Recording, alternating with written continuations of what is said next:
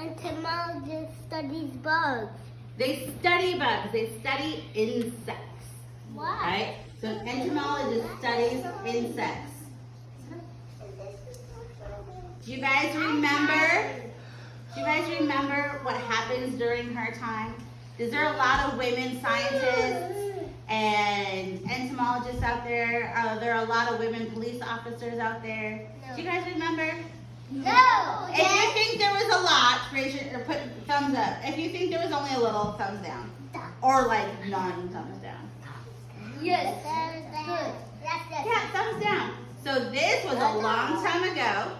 Probably, oh, I don't even know that it'd be your grandparents' Like 2 time. weeks? So it's like my grandparents' time. But That's fun. But you don't Cameron, have can you put it up on the shelf, please? But you don't need a glove. Put it up on the shelf, please. You don't need a glove. What do you mean I don't need a grandparent? Yeah, you're too big. We also You still want your grandparents even when you're big, okay? All right, so in this story, what happened to Evelyn? Do you guys remember? No, I don't remember. I don't remember. Nobody remembers? No. So remember, I remember. What is it, Riley? What happened? She asked if the kids could. It was only one beetle, and then she got some more, and then she figured that it became. Yeah. So you guys remember she I know. was asked to work at like the insect museum? Yeah. The insect zoo? Yeah. And they only had one beetle, but she fixed it, right? Yeah. So let's see. Raymond, come back in your spot, please. My friends. Back in 1881, when Evelyn Chessman was born, most people thought girls should be quiet, clean, and covered with lace. And the little Victorian girls definitely weren't supposed to go on butt fronts. But Evelyn went anyway. She explored forests and splashed in the ponds with her brothers and sisters. She crawled in the mud and stuffed her pockets with bugs. Ew. What one do we see right there? A dragonfly. A dragonfly. So I wonder if she's stuffing the bugs in her pockets.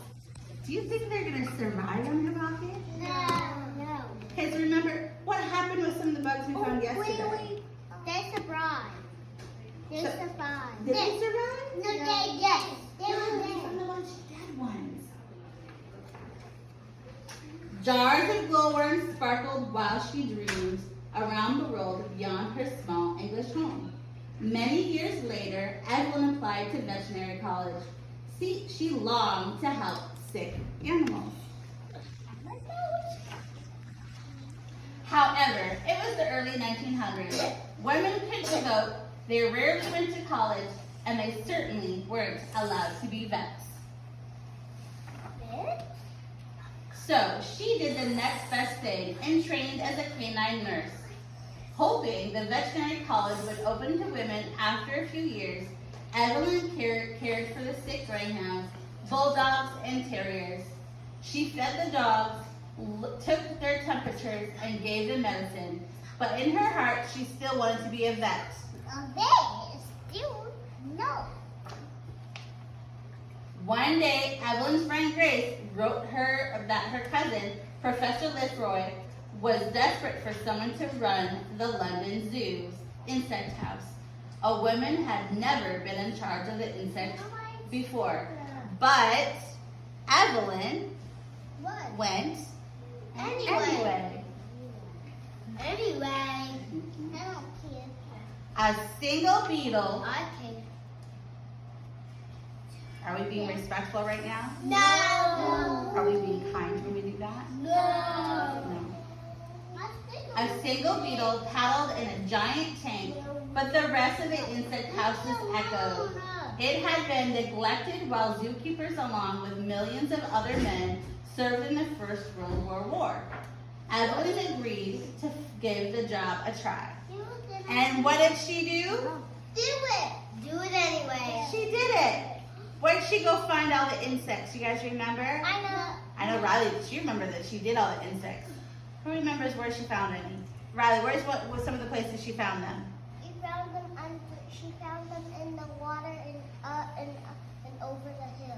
Yep, so she found some in the ponds and streams. She asked local children to find caterpillars, beetles, and snails to star in her exhibit. She studied entomology, exploring insect books for wonders to share. I can't get my sticker back on. It's because it doesn't stick anymore, because you kept moving it. After a few weeks of bug hunting, the tanks were full, and so was Evelyn's heart. In the insect house, Evelyn spun stories for curious visitors.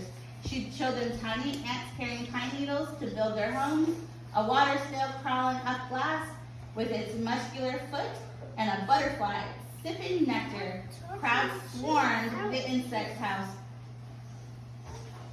to watch Evelyn's bugs creeping and slide and scurrying.